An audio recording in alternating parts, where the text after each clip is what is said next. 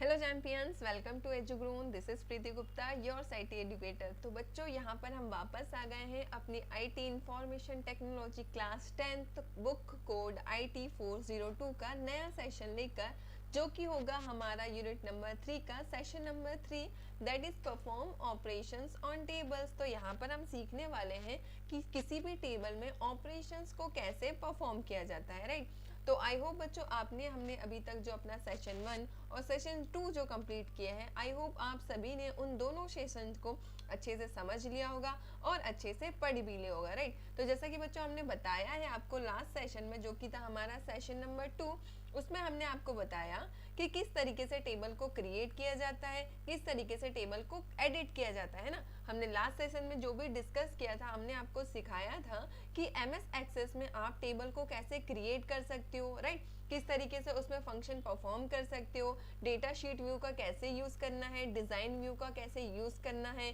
Data type कैसे set करना है, फील्ड्स कैसे ऐड करनी है। तो ये सारे फंक्शंस हमने लास्ट सेशन में सीख लिए थे, राइट। तो आई होप बच्चों आप सभी ने वो प्रैक्टिकल भी इजीली करके देख लिया होगा, क्योंकि वो बहुत ही बेसिक ऑपरेशंस थे, राइट। उसमें कोई भी रॉकेट साइंस वाली बात नहीं थी, बहुत ही आसान था। अगर आप सिर्फ स्टेप्स फॉलो करोगे तो भी आप वो पूरा प्रैक्टिकल परफॉर्म कर लोगे। और जो बच्चों आज का सेशन है हमारा सेशन नंबर 3, जो कि है हमारा परफॉर्म ऑपरेशंस ऑन टेबल, मतलब कि ऑपरेशंस में कैसे टेबल्स को टेबल्स में कैसे ऑपरेशंस को परफॉर्म किया जाता है, वो हम सीखने वाले हैं। अब आप सोचेंगे कि ऑपरेशंस क्या क्या है यहाँ पर। तो बच्चों बेसिक्स ऑपरेशंस होते हैं कि टेबल में डेटा को कैसे फीड किया जाता है, मतलब डेटा कैसे इंसर्ट किया जाता है, कैसे डिलीट किया जाता है और कैसे एडिट किया जाता है, राइट। ये सारी चीजें हम आज के सेशन में सीखने वाले हैं। और जो बचेंगे हमारे 2 सेशंस, जो कि होगा retrieve data using a query, और जो सेशन नंबर 5 होने वाला है हमारा, वो होगा create forms and reports using a wizard. तो जैसा कि मैंने आपको बताया था, इसमें हम सीखेंगे क्रिएट फॉर्म्स एंड रिपोर्ट, क्योंकि जो आपका MS एक्सेस है वो आपको विजार्ड का फंक्शन प्रोवाइड नहीं करता। अगर आप जो ओपन ऑफिस का लिब्रे ऑफिस देखोगे तो वहां पर आपको विजार्ड का फंक्शन मिल जाएगा, जो कि वो भी बहुत इजी होता है। आपको सिंपली क्या करना है, नेक्स्ट नेक्स्ट नेक्स्ट पे क्लिक करना है, देन आपके सामने फिनिश का ऑप्शन हो जाएगा। ये आपका सिस्टम कहलाता है विजार्ड का, राइट। तो क्या है, MS एक्सेस आपको विजार्ड का फंक्शन प्रोवाइड नहीं कराता है, इसलिए हम इसमें डायरेक्ट आपको ऑप्शन प्रोवाइड होता है टैब्स में, जो कि होते हैं create forms and reports, right. तो आज का जो सेशन है हमारा वो होगा perform operations on table, right. तो चलिए बच्चों, ये जो हमारा आज का चैप्टर है इसको हम पहले देख लेते हैं कि परफॉर्म ऑपरेशंस ऑन टेबल में हमको क्या क्या सीखना है, राइट। तो चलिए स्टार्ट करते हैं विदाउट एनी डिले। ओके, चलिए।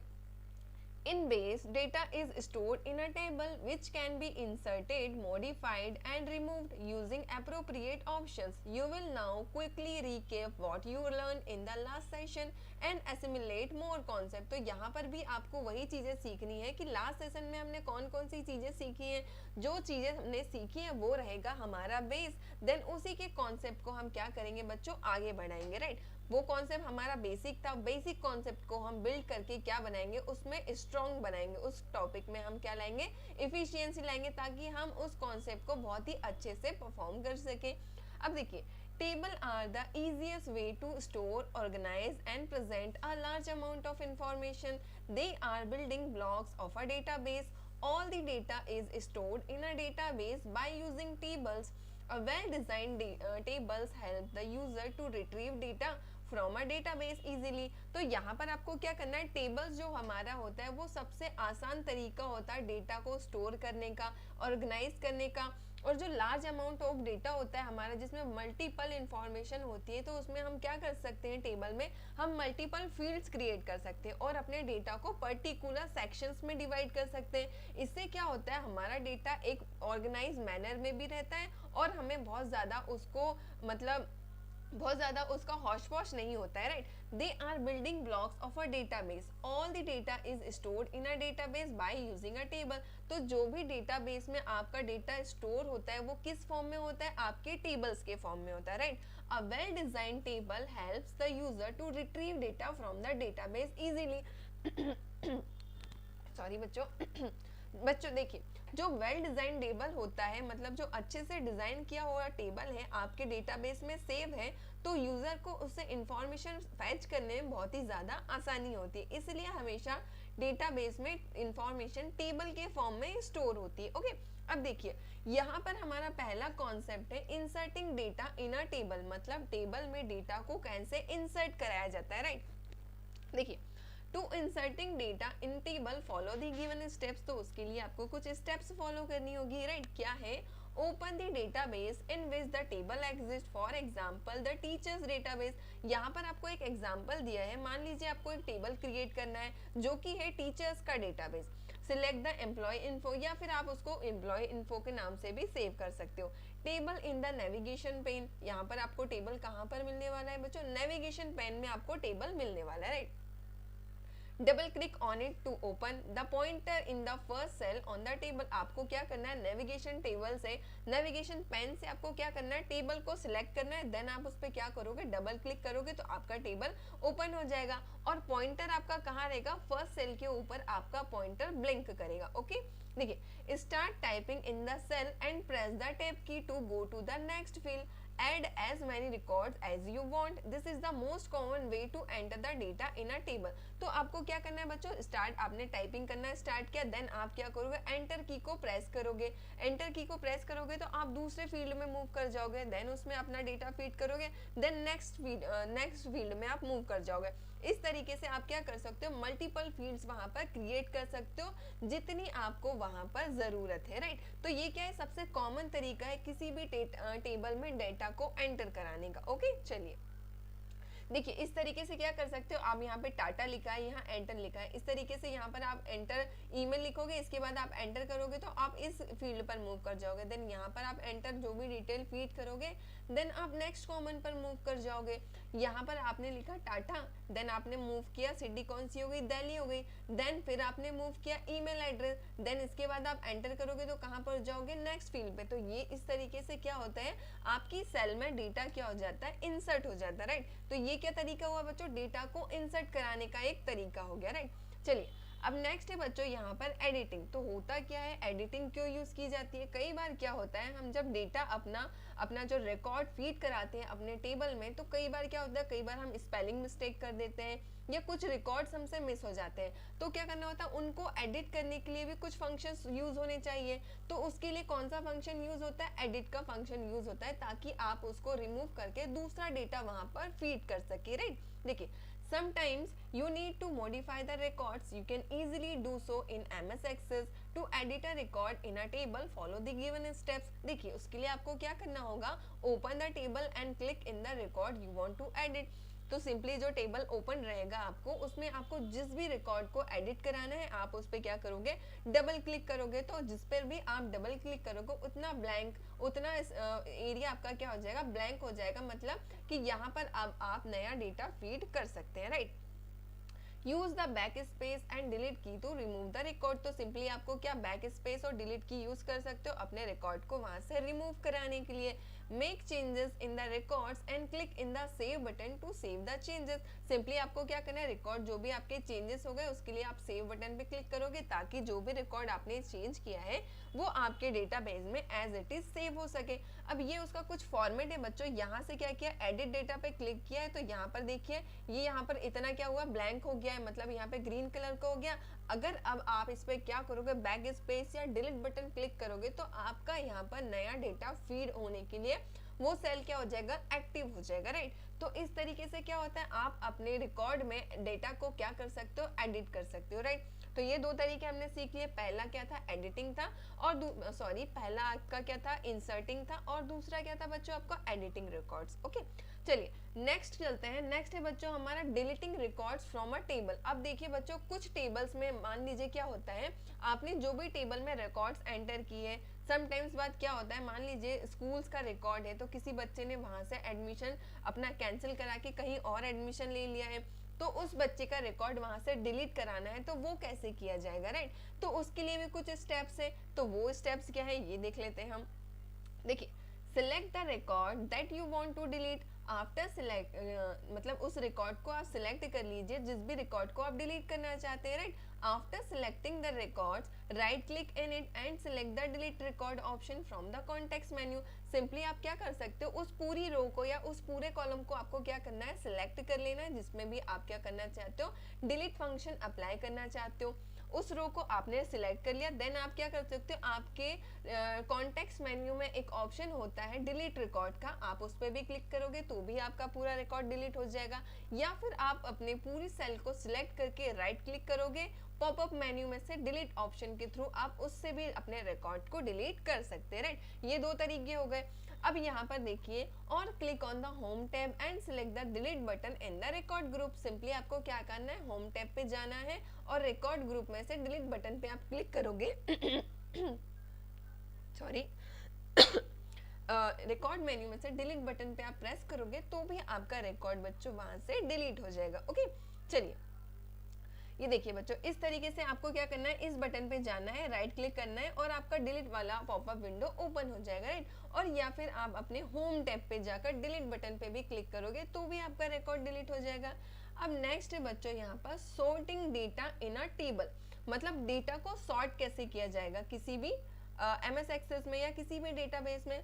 सॉर्टिंग का मतलब क्या होता है, या तो इंक्रीजिंग वे में या फिर डिक्रीजिंग वे में, आप अपने डेटा को किस वे में, किस सीक्वेंस में रखना चाहते हैं ये उस पर डिपेंड करेगा। या तो आप इंक्रीजिंग ऑर्डर में रखना चाहते हो तो वैसा रख सकते हो, या डिक्रीजिंग ऑर्डर में रखना चाहते हो तो वैसा रख सकते हो, उसको बोलते हैं डेटा को सॉर्ट करना, राइट। अब देखिए, sorting is the process of arranging data in an ascending or descending order.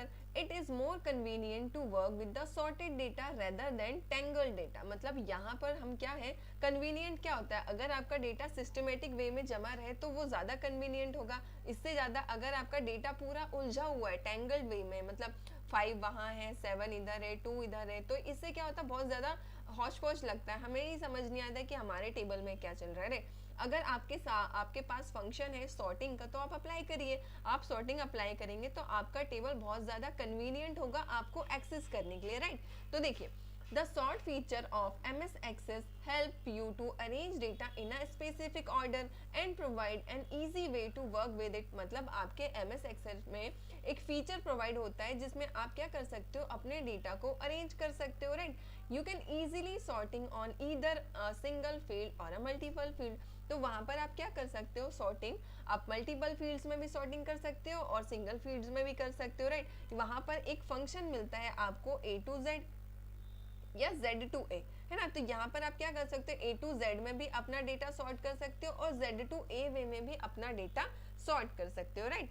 चलिए नेक्स्ट चलते हैं। देखिए यहाँ पर क्या दिख रहा है, 101, 102 एंड 103, जॉन, रिया, मयन, है ना। यहाँ पर इस तरह का डेटा है। जब यहाँ पर क्या है, ये अनसॉर्टेड डेटा है, ठीक है, अनसॉर्टेड कॉलम है। अब यहाँ पर देखिए ये है सॉर्टेड कॉलम, तो यहाँ पर क्या हुआ, 102। अब यहाँ पर इन्होंने जो अप्लाई किया 101, 103 और 102, तो यहाँ पर क्या हुआ, जो इनके नेम्स के ऊपर इन्होंने सॉर्टिंग अप्लाई करी है, तो नेम क्या हुआ, जॉन, मयन और रिया। तो ये इनके नाम क्या हो गए बच्चों, अल्फाबेटिकल ऑर्डर में अरेंज हो चुके हैं, राइट। तो यहाँ पर ये आपको समझ आया कि किस तरीके से सॉर्टिंग की जाती है और अनसॉर्टेड डेटा को सॉर्ट किया जाता है, राइट। ताकि आपका टेबल कैसा दिख सके, कन्वीनियंट देखे, सिस्टमेटिक वे में अरेंज हो, है ना, सारी चीजें। इसलिए तो हम क्या करते हैं, सॉर्टिंग का यूज कर सकते हैं ताकि आपका डेटा प्रॉपर आपको अरेंज्ड वे में दिखे। ओके बच्चों, चलिए नेक्स्ट है बच्चों यहाँ पर sorting data in a data sheet view. अब बच्चों यहाँ पर नेक्स्ट ऑप्शन आता है, यहाँ पर आप देख पा रहे हैं आपको सॉर्ट एंड फिल्टर में आपको दिख रहा है ये फिल्टर का ऑप्शन। यहाँ पे A to Z और Z to A, यहाँ पर ये जो फिल्टर है इसमें आप क्या कर सकते हो, अपने डेटा को इंक्रीजिंग और डिक्रीजिंग दोनों ऑप्शन में आप सेट कर सकते हैं, राइट। अब देखिए, If you want to sort the data using a single field, follow the given steps. आपको क्या करना है, simply open a table and select the field that you want to sort. Simply आपको क्या करना है, अपना टेबल ओपन करना है और उस फील्ड को सिलेक्ट करना है जिस पे भी आप सॉर्टिंग अप्लाई करना चाहते हैं। ओके, अब नेक्स्ट क्या है, click on the home tab and select the ascending or descending option in the sort and filter group. अब ये जो है बच्चों, एक सेकेंड देखिए, देखिए बच्चों, ये जो ऑप्शन है ये असेंडिंग का है और ये जो ऑप्शन देख पा रहे हैं ये डिसेंडिंग का ऑप्शन है, राइट। तो आपको अगर असेंडिंग में चाहिए तो इस ऑप्शन को क्लिक करिए और डिसेंडिंग में चाहिए तो इस ऑप्शन को आप क्लिक कर सकते हैं, right. The data will be sorted depending on your choice. तो डेटा आप अपने अकॉर्डिंग मतलब उसको सॉर्ट कर सकते हैं कि आपको वो डिक्रीजिंग ऑर्डर में चाहिए या इंक्रीजिंग ऑर्डर में चाहिए, राइट। चलिए इतना आप समझे कि सॉर्टिंग क्या होती है और कहाँ पर हमको सॉर्टिंग मिलने वाली है, राइट बच्चों। चलिए अब नेक्स्ट है बच्चों यहाँ पर हमारा रेफरेंशियल इंटीग्रिटी। अब यहाँ पर हमने अपनी फर्स्ट यूनिट में पढ़ा था कि इंटीग्रिटी क्या है। इंटीग्रिटी का मतलब ये होता है बच्चों कि डेटा कितना एक्यूरेट वे में आपके डेटाबेस में सेव है ना। जिस तरीके से आपने डेटा को सेव किया था क्या वो अभी भी उसी कंडीशन में आपके डेटाबेस में उसकी इंटीग्रिटी बनी हुई है, मतलब जिस वे में हमने सेव किया था क्या वो उस वे में अभी भी है या नहीं, तो उसको कहते हैं रेफरेंशियल इंटीग्रिटी, राइट। अब देखिए रेफरेंशियल इंटीग्रिटी मींस RI क्या होता है, यहाँ पर हम ये समझेंगे। देखिए referential integrity is implemented when the user want to fetch data from two or more tables. This is possible only if all the tables have at least one common field. मतलब referential integrity क्या होती है, ये क्या करती है, दूसरे table से या एक से ज़्यादा टेबल अगर आपके पास है, आपने बनाए हैं, तो उनसे क्या करता है, डेटा को फैच किया जाता है, right. This is the process only if all the table have at least one common field. पर ये तभी पॉसिबल होता है जब आपके टेबल में मतलब जितने भी टेबल आपने क्रिएट किए हैं उनमें से सभी में एक कॉमन फील्ड होनी चाहिए। जैसे कि सारे टेबल में रोल नंबर नाम की फील्ड क्या होनी चाहिए, कॉमन होनी चाहिए, तभी आप क्या कर सकते हो, रेफरेंशियल इंटीग्रिटी को अप्लाई कर सकते हैं, right. Referential integrity is a rule in RDBMS. It states that foreign key must have a matching primary key, that is all its reference must be valid and the user cannot accidentally delete और modify data। तो यहाँ पर क्या होता है, आपने जो भी डेटा किया है सेव, तो आपकी एक प्राइमरी की होगी और प्राइमरी की जो रेफर होगी किसी दूसरे टेबल में वो क्या बनेगी, आपकी फॉरेन की, right. All the reference must be valid and the user cannot accidentally delete or modify the data। तो यहाँ पर क्या होता है, जिस पे भी आप फॉरेन की और प्राइमरी की सेट करते हो वो डेटा क्या होता है, आप उसको मॉडिफाई भी नहीं कर सकते हो और उन डेटा को बच्चों आप डिलीट भी नहीं कर सकते हो, right. Differential integrity is used to maintain accuracy and consistency of data in a relationship। मतलब रिलेशनशिप जो होता है 1 to 1, 1 to many और 1 to मोर देन, है ना। तो उसमें क्या होता है बच्चों, उसमें आपका जो डेटा शेयर होता है उसमें डेटा की एक्यूरेसी बनी रहती है और डेटा कितना कंसिस्टेंट है उसके थ्रू रिलेशन क्या होता है बच्चों, मेंटेन बना रहता है, ठीक है। In a base data can be linked between two or more tables with the help of primary and foreign key constant. तो जो टेबल रहता है हमारा वो लिंक कैसा रहता है, प्राइमरी की और फॉरेन की वजह से हमारा डेटा कैसा रहता है बच्चों, एक दूसरे टेबल से लिंक रहता है, राइट। तो यहाँ पर आप इतना समझे कि रेफरेंशियल इंटीग्रिटी क्या होता है। रेफरेंशियल इंटीग्रिटी क्या करती है, डेटा की एक्यूरेसी और कंसिस्टेंसी को क्या करती है, मेंटेन करके रखती है, राइट। अब देखिए रेफरेंशियल इंटीग्रिटी सॉरी बच्चों referential integrity helps to avoid, मतलब जो रेफरेंशियल इंटीग्रिटी है वो हमें किन किन चीज़ों को अवॉइड करने में हेल्प करती है।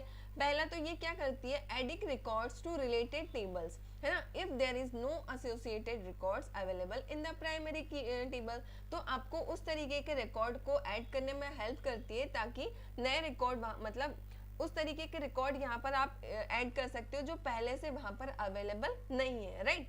नेक्स्ट है changing values in a primary if any dependent records are present in associated table, right। deleting records from a primary key tables if there are matching related records available in a associate table। तो यहाँ पर क्या करते हैं, उन records को delete कर देती है जो प्राइमरी की के साथ मैच कर रहे हैं किसी दूसरे टेबल में, राइट। तो यहाँ पर इसका मतलब ये हुआ कि ये डुप्लीकेसी को क्या करती है, डिलीट कर देती है या रिजेक्ट कर देती है।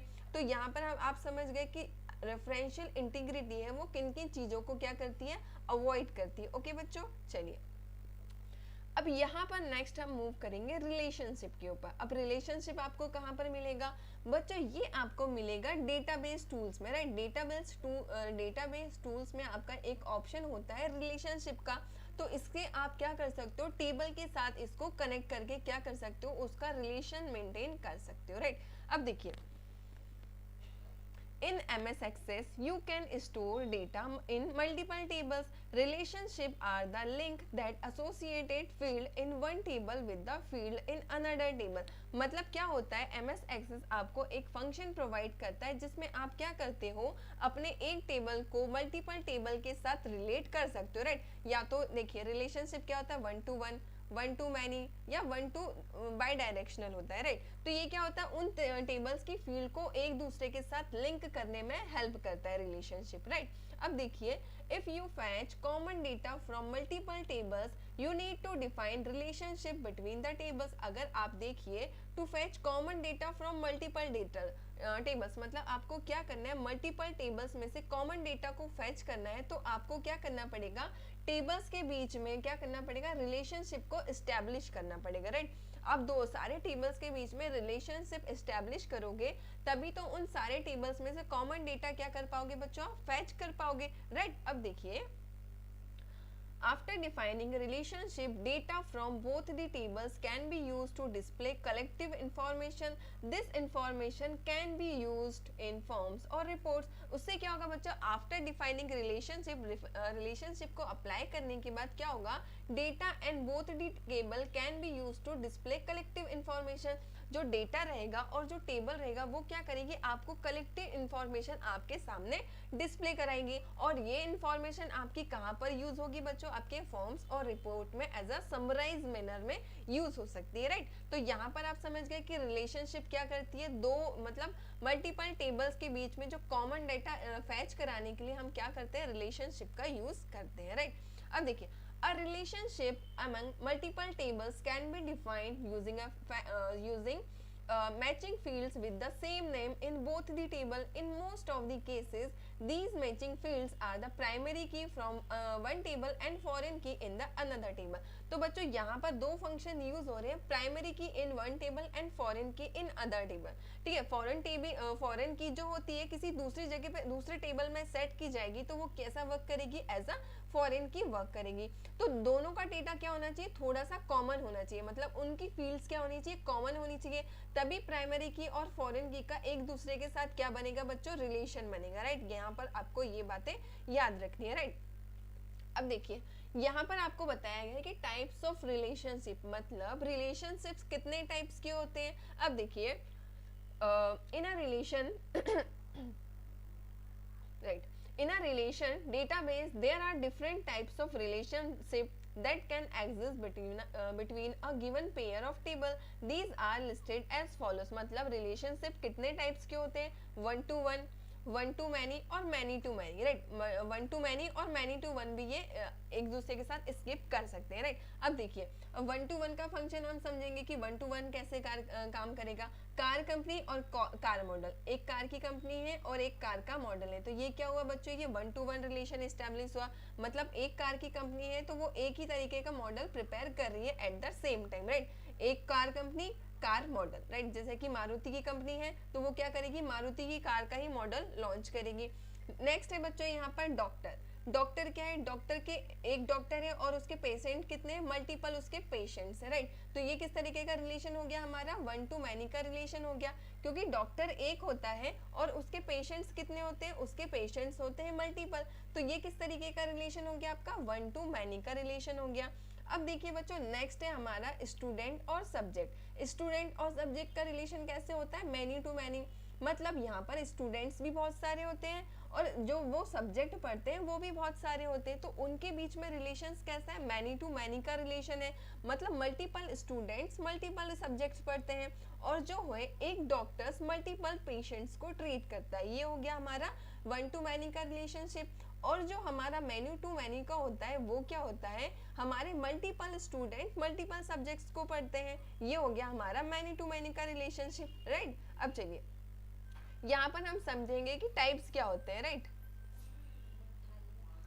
टाइप्स क्या होते हैं, types of relationship. Types of relationship क्या होता है, टाइप्स ऑफ रिलेशनशिप क्या होता है, 1 to 1 relationship. 1 to 1 relationship means जैसे कि हमने आपको बताया था, ये था हमारा 1 to 1 रिलेशनशिप का, जैसे कि कार की कंपनी है और कार का मॉडल है, राइट। अब इसको हम डिटेल में समझ लेते हैं। 1 to 1 रिलेशनशिप क्या होता है, In this type of relationship, a record in a table can have only one matching records in another table and vice versa. मतलब ये एक पर्सन है और ये पर्सन के पास पासपोर्ट है, राइट? मतलब ये पर्सन का पासपोर्ट है और ये पासपोर्ट किसके लिए है? पर्सन के लिए। तो ये कैसा रिलेशन बना है इनका? 1 to 1 का रिलेशन बना है, right?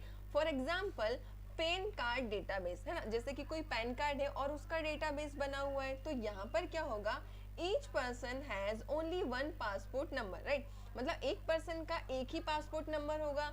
Each passport number is assign to only one person, मतलब एक पासपोर्ट नंबर ओनली एक ही पर्सन के लिए मतलब अलाउ होगा, राइट? जैसा कि मेरे पास मेरा आधार कार्ड है, तो जो मेरा आधार कार्ड है वो कैसा एक यूनिक आईडी है, मतलब जो मेरे आधार का नंबर है वो किसी और के आधार से मैच नहीं कर सकता। मतलब क्या हुआ? अगर मेरा आधार कार्ड है तो वो मेरे पास ही रहेगा। तो ये किस तरीके का रिलेशन हो गया?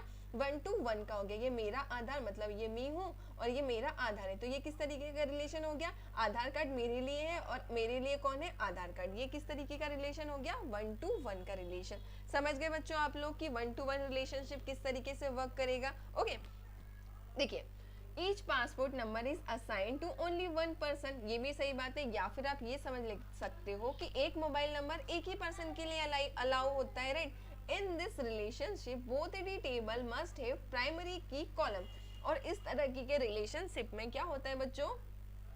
Both the table have a primary की, मतलब दोनों टेबल्स में क्या होता है इस तरीके में, जैसे कि ये 1 to 1 का रिलेशनशिप है, इन दोनों जगह पे क्या यूज होता है? प्राइमरी की यूज होता है, क्योंकि पर्सन भी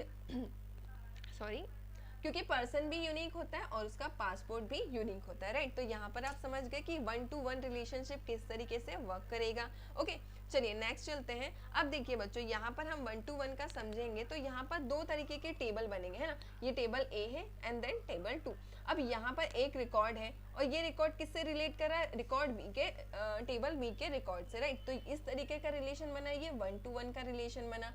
अब देखिए यहाँ पर है सिटी 1 और यहाँ पर है कस्टमर। अब यहाँ पर है सिटी आईडी, मतलब सिटी की आईडी, तो ये फील्ड कहाँ पर कॉमन होना चाहिए? सिटी आईडी यहाँ पर भी कॉमन है। तो ये क्या हो गया बच्चों? 1 to 1 का रिलेशनशिप है कि एक जो चीज है वो सिर्फ उसी के लिए है, राइट? जैसे कि मेरा आधार कार्ड है तो वो सिर्फ मेरे लिए, तो वो क्या हो गया? 1 to 1 का रिलेशनशिप एस्टैब्लिश हो गया वहां पर, राइट? चलिए नेक्स्ट देखते हैं। नेक्स्ट है बच्चों यहाँ पर टाइप्स ऑफ रिलेशनशिप में चलते हैं हम 1 to many। अब 1 to many जैसे मैंने आपको बताया कि स्टूडेंट्स हैं और क्लास है, मतलब एक मतलब स्टूडेंट है उसकी क्लास के में, ये एक स्टूडेंट है और स्टूडेंट में कितने सारे बच्चे हो सकते हैं? मल्टीपल स्टूडेंट्स हो सकते हैं। अब यहाँ पर देखिए इन this type of relationship a record In this type of relationship, a record of one table is associated with several matching records of another table, but a record from the second table is associated with only one record of the first table. For example, one class consists of multiple students, but a student can belong to only one class. देखिए क्या होता है बच्चों कि ये student है, ये class है, क्लास में कितने सारे स्टूडेंट हो सकते हैं? मल्टीपल स्टूडेंट हो सकते हैं, पर स्टूडेंट के लिए क्या है? क्लास तो सिर्फ सिंगल है। ये क्या हुआ? 1 to many का रिलेशनशिप हो गया। जैसे कि यहाँ पर क्या हुआ, आप इसको समझ लीजिए, डॉक्टर के पास क्या रहेंगे? पेशेंट कितने रहेंगे बच्चों? पेशेंट तो उसके पास बहुत सारे रहेंगे। देखिए डॉक्टर के पास मल्टीपल पेशेंट्स है, पर पेशेंट्स के पास क्या है? सिंगल डॉक्टर है, राइट? ये आप समझ गए कि डॉक्टर के पास तो मल्टीपल पेशेंट्स हो सकते हैं, पर पेशेंट के पास क्या है? सिंगल डॉक्टर हो सकता है। लाइक जैसे कि one class consist of multiple students, मतलब एक क्लास में मल्टीपल स्टूडेंट तो हो सकते हैं, but a student can belongs to only one class. But student क्या है? सिर्फ एक ही क्लास से बिलोंग कर सकता है। जैसे कि वो 5th क्लास का स्टूडेंट है तो किस क्लास को बिलोंग करेगा? सिर्फ और सिर्फ क्लास 5th को वो बिलोंग करेगा, राइट?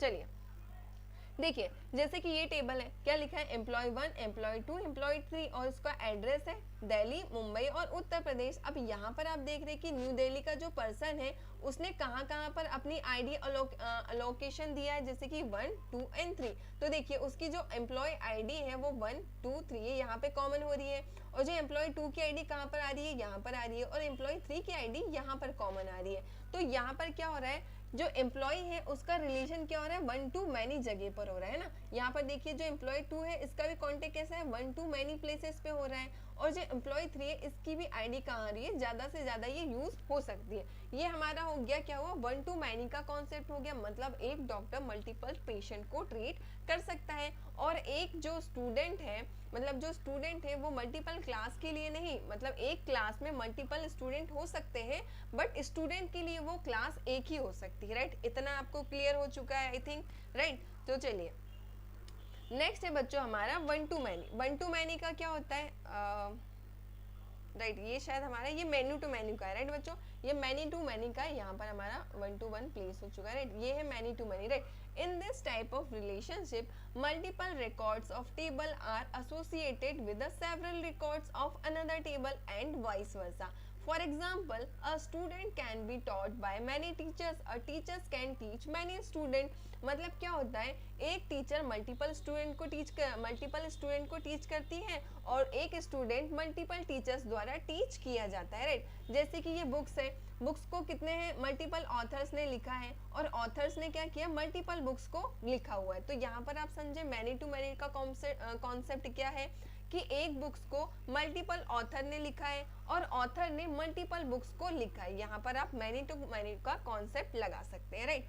तो ये हो गया बच्चों हमारा one two one, one two many और मैनी टू मैनी का कॉन्सेप्ट हमने आपको यहाँ पर सिखाया है, राइट। अब यहाँ पर आप देखिए लैंड कवर और लैंड यूज का यहाँ पर कॉन्सेप्ट दिया है, जैसे कि ग्रास है, ट्री है, बिल्डिंग है और ऑसफॉल्ट है, राइट। अब जैसे कि ग्रास है तो ग्रास कहाँ कहाँ यूज होती है, रेसिडेंशियल में भी लगाई जाती है, कमर्शियल में भी लगाई जाती है और इंडस्ट्रियल में भी लगाई जाती है, ठीक है। अब जो है जो रेसिडेंशियल है वहाँ पर रेसिडेंशियल में भी ग्रास लगाई जाती है, रेसिडेंशियल में बिल्डिंग भी होते हैं और रेसिडेंशियल में एसफॉल्ट भी होते हैं, राइट। अब जैसे कि ट्री है, ट्री का क्या होगा, ट्री भी रेसिडेंशियल में लगाए जाते हैं, कमर्शियल में भी लगाए जाते हैं और इंडस्ट्रियल में भी लगाए जाते हैं। जैसे कि बिल्डिंग होती है जो, वो क्या होती है, रेसिडेंशियल में भी काउंट होती है, कमर्शियल में भी काउंट होती है और इंडस्ट्रियल में भी काउंट होती है। तो ये क्या कॉन्सेप्ट है हमारा, मैनी टू मैनी का कॉन्सेप्ट है ये भी, राइट। चलिए अब यहाँ पर भी सेम वही कॉन्सेप्ट है। अब इसी के साथ बच्चों हमारा चैप्टर यहाँ पे एंड होता है। इसका जो प्रैक्टिकल है हम छोटे से सेशन में लेके आपको इसका प्रैक्टिकल भी समझा देंगे, ताकि आपको जो भी चीज़ें आपके टेबल में इंसर्ट करानी है, डिलीट करानी है, अपडेट करानी है ना, सॉर्ट कराना है और वन टू वन या वन टू मैनी का कॉन्सेप्ट कैसे इस्टेब्लिश करते हैं टेबल में, हम आपको वो भी आपके प्रैक्टिकल में सिखा देंगे, राइट। तो आज के सेशन में हमने ओनली थ्योरी डिस्कस किया है। ये थ्योरी कंप्लीट आप अच्छे से समझ लीजिए, एक बार वीडियो को अच्छे से रिवाइज कर लीजिए, देन हम इसके अगले सेशन में आपको इसका पूरा प्रैक्टिकल भी समझा देंगे बच्चों, राइट। तो इसी के साथ मैं आपको थोड़ी सी इन्फॉर्मेशन दे देती हूँ कि हमारी वेबसाइट है edugrown.in। इस पे बच्चों आप क्या कर सकते हो, नोट्स डाउनलोड कर सकते हो, वीडियो सॉल्यूशन एक्सेस कर सकते हो, ई बुक्स है ना, इंपॉर्टेंट एमसीक्यू और रिवीजन नोट्स यहाँ से आप फ्री ऑफ कॉस्ट एक्सेस कर सकते हो, राइट। और बच्चों यहाँ पर जैसा कि मैं आपको हमेशा से बता रही हूँ कि हमारी वेबसाइट पे एमसीक्यू की सीरीज चलती है, जिसमें आप क्या कर सकते हो, अपने आप को रजिस्टर कर सकते हो। सिंपली आप उसमें अपने आप को रजिस्टर करोगे तो आप, अगर आप 100 स्टूडेंट के बीच में सेलेक्ट होते हो या आपकी रैंक विद इन 100 स्टूडेंट्स आती है, तो आपको हमारी वेबसाइट एजुग्रोन की तरफ से एक certification course free of cost provide किया जाएगा, राइट। तो बच्चों ये बहुत ही अच्छी अपॉर्चुनिटी है, आप लोग जरूर अवेल करिएगा, ताकि आपको अपना रैंक पता चल पाए कि आप इतने सारे स्टूडेंट्स में कहाँ पर स्टैंड करते हैं, राइट। इसी के साथ बच्चों हमारे एक्सपर्ट्स ने कुछ एमसीक्यू की ऑब्जेक्टिव क्वेश्चन सीरीज लॉन्च की है, जो आपके टर्म 1 के एग्जाम के लिए काफी इंपॉर्टेंट प्रूफ होने वाली है, राइट। तो जिसमें की है मैथ्स की है ना, सोशल साइंस की है और सोशल साइंस की, राइट। और इनके प्राइस भी काफी मिनिमम रखे गए हैं, जैसे कि 75, 85, 79 इनके प्राइस रखे गए, राइट। और इसमें बच्चों आप मेरा कोड लगाते हो प्रीति 30, तो आपको इसमें फर्दर 30% का डिस्काउंट भी मिल जाएगा, राइट। तो ये जरूर एक्सेस करिएगा, ताकि आपको आने वाले एग्जाम में किस तरीके के क्वेश्चन पूछे जाएंगे आपको ये पता चल सके, राइट। तो इसी के साथ बच्चों हम ये सेशन खत्म करेंगे, मिलेंगे अपने नए सेशन में इस चैप्टर के प्रैक्टिकल को परफॉर्म करने के लिए। तब तक के लिए आप पूरी थ्योरी को अच्छे से रिवाइज करके रखिएगा, और जो भी डाउट हो आप हमें कमेंट सेक्शन में कमेंट करके जरूर बताइएगा। ओके बच्चों, पढ़ते रहिए, अच्छे से रहिए, मिलते हैं अगले सेशन में। Thank you.